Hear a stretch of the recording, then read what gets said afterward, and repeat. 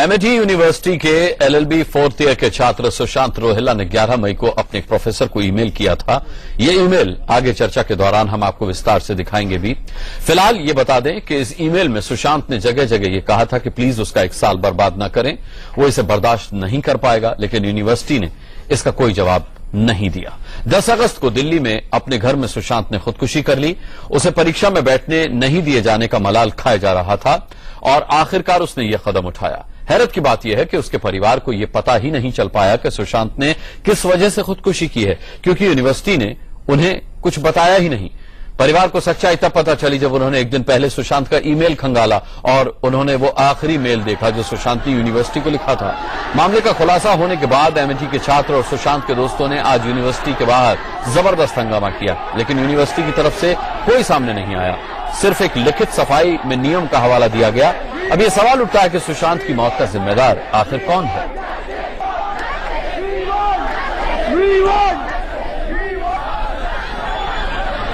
हमारे बच्चे ने सुसाइड कर लिया, अपनी जान दे दी है। हम चाहते हैं कि एडमिनिस्ट्रेशन में इतना इम्प्रूवमेंट आए कि आगे कोई बच्चा ऐसा काम ना करे।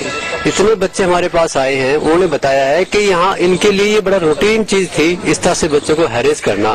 कुछ बच्चे बीच में ही 1 साल के बाद छोड़ गए, 2 साल के बाद छोड़ गए, कुछ पूरे अपमान सह के 5-5 साल तक उन्होंने किसी तरह से टाइम पास करके अपना वहां से निकले हैं। बच्चों ने बताया कि उसके पास इतनी रेस्पॉन्सिबिलिटी दे रखी थी कॉलेज ने कि ऐसी सिचुएशन में अटेंडेंस की बात करना बिल्कुल बेईमानी था। ये अटेंडेंस का कोई यहाँ पर इशू नहीं था।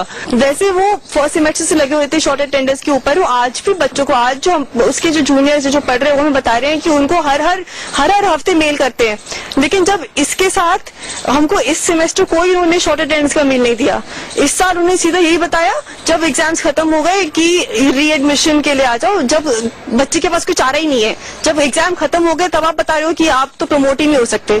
सबके माँ बाप को कॉलेज में बुला के उनकी बेइज्जती होती है, अटेंडेंस के नाम पे, डिसर्टेशन के नाम पे बच्चों पे दबाव बनाया जाता है। ये एक लौता बच्चा नहीं है, इससे पहले भी बच्चों ने ये कोशिश की है और ये आगे भी होता रहेगा। हम चाहते हैं ये औरत इशिता रुतबासनी और डायरेक्टर अपना रिजिग्नेशन दें, तब बात आगे होगी। चलिए, इस गंभीर मुद्दे पर चर्चा के लिए हमारे साथ जगदीश कुमार रोहिल्ला जो कि सुशांत के पिता हैं वो जुड़े हुए हैं। हमारे साथ महक रोहिल्ला जो कि सुशांत की सिस्टर हैं वो जुड़ेंगी। प्रोफेसर दिनेश वार्ष्णेय हैं, डीयू के प्रोफेसर हैं, आप जाने माने, हमारे साथ जुड़ चुके हैं। अदिति जैन हमारे साथ शिक्षाविद यहां पर स्टूडियो में मौजूद हैं और साथ ही हमारे साथ कुछ छात्र हैं एमिटी यूनिवर्सिटी के जो मेरी सहयोगी आंचल आनंद के साथ न्यूज रूम में मौजूद हैं। सभी का मैं बहुत बहुत स्वागत करता हूं। सबसे पहले जगदीश कुमार रोहिल्ला जी, बहुत अफसोस है हमें जिस तरीके से सुशांत को यह कदम उठाना पड़ा। हालांकि आत्महत्या किसी भी चीज का इलाज नहीं हो सकता, लेकिन क्या परिस्थितियां, क्या स्थितियां रही, खैर वो सुशांत बेहतर जानता होगा। मैं आपसे सवाल ये पूछना चाहता हूं कि क्या कभी जिस तरीके के डिप्रेशन में वो था अपनी शॉर्ट अटेंडेंस को लेकर के, अपने प्रमोट न किए जाने को लेकर के, उसने कभी इस बात का जिक्र अपने घर में किया?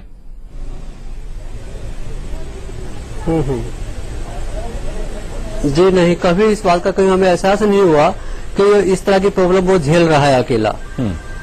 आई थिंक ही वाज, उसको उतना विश्वास था उसे कि कोई प्रॉब्लम उसे वो फेस नहीं, उसके सामने नहीं आएगी, क्योंकि इतना प्रोमिनेंट पर्सनैलिटी था, इतनी उसकी अचीवमेंट थी कॉलेज के लिए कि शॉर्टेज ऑफ अटेंडेंस का इश्यू उसके सामने नहीं आएगा। फिर क्या वजह हो सकती है कि उसके तमाम ईमेल में ये गुजारिश करने के बाद कि अगर ऐसा हुआ तो वो सह नहीं पाएगा, उसने तमाम हवाले दिए हैं जगदीश जी कि उसको किस तरीके से एक अच्छे स्टूडेंट के तौर पर अवार्ड किया जाता रहा है एमिटी में, उसके बावजूद क्या वजह आपको लगती है कि एमिटी ने एक्शन नहीं लिया, उसके ईमेल का कोई संतोषजनक उत्तर नहीं दिया?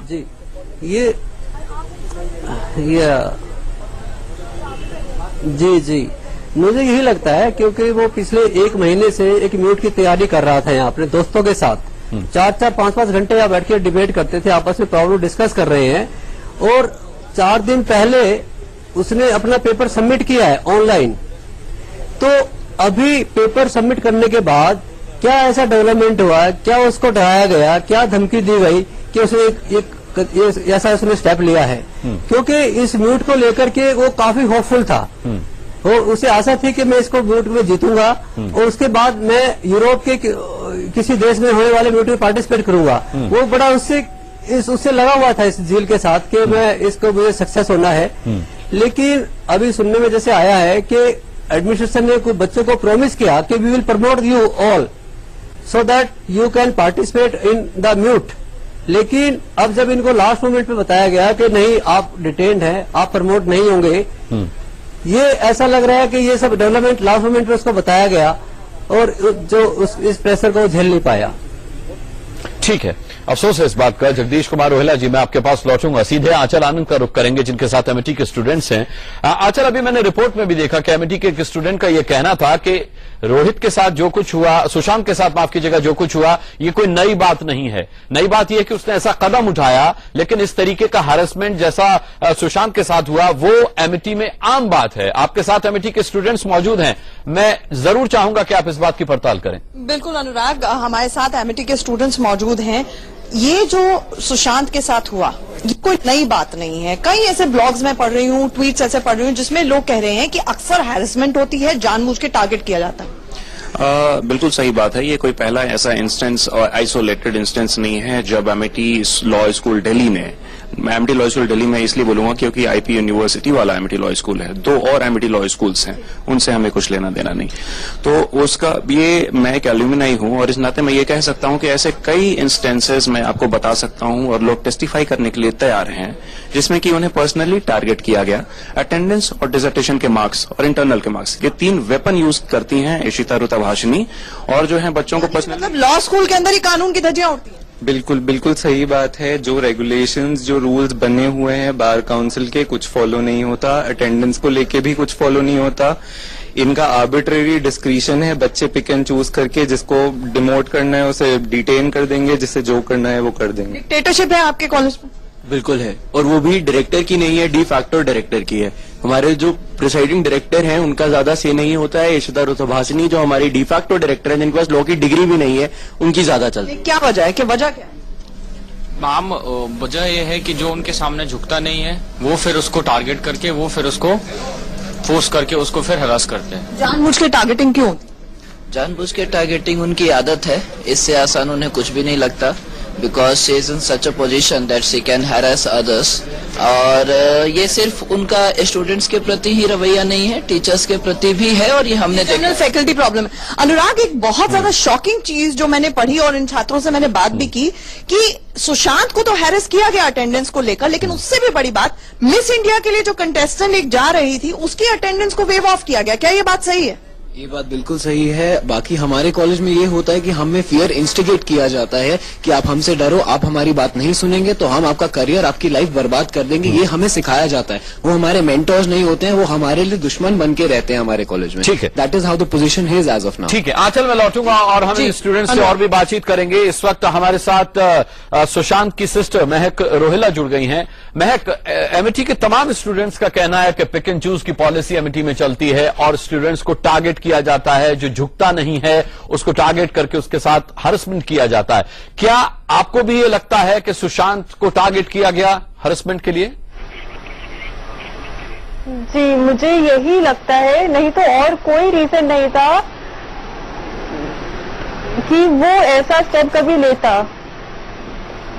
मुझे अपनी आवाज वापस सुनाई दे रही है। जी, आपकी आवाज? हाँ, मुझे अपनी आवाज।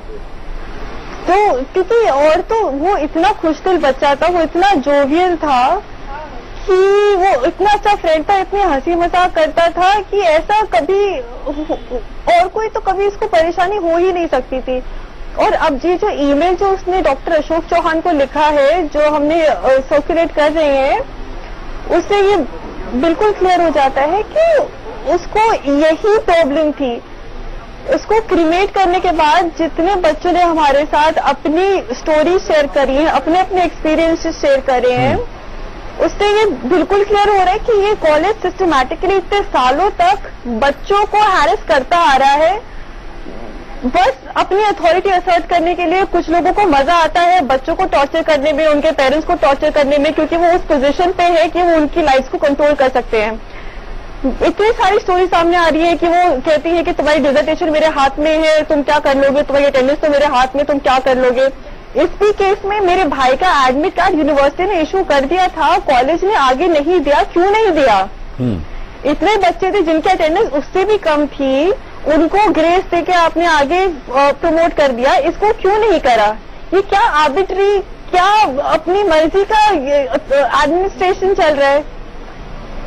ठीक है, ठीक है, मैं लौटूंगा आपके पास। प्रोफेसर दिनेश वार्ष्णेय, आपने सुशांत के पिता की भी बात सुनी, उनकी बहन की भी बात सुनी, आपने उस यूनिवर्सिटी में पढ़ने वाले तमाम स्टूडेंट्स की भी बात सुनी। क्या आपको नहीं लगता कि सुशांत की चिट्ठी को एमिटी ने गंभीरता से नहीं लिया और उसको टारगेट किया, सुशांत को टारगेट किया गया?